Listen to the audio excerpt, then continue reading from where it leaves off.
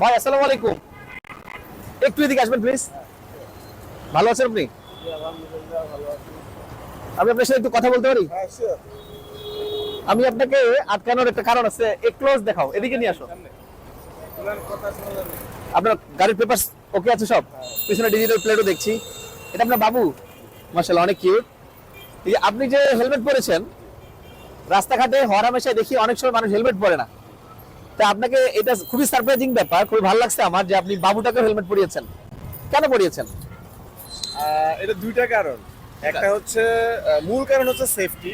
হ্যাঁ। হ্যাঁ, আর এখন যেহেতু শীতকাল, এখন ঠান্ডা এবং ধুলাবালি দুইটা জিনিসই বেশি। মানে মেইন কারণ হচ্ছে সেফটি। সেফটি, সেফটির পাশাপাশি ঠান্ডা ধুলাবালির জন্য প্রোটেকশনের জন্য। Very good, very good. আমি খুবই ভালো লাগলো এই বিষয়টা। আব্বু, তোমার নাম কি? কেমন আছো? কেমন আছো বাবা? খুবই ভালো লাগলো। হচ্ছে আপনি মূলত আমার মেয়ে হচ্ছে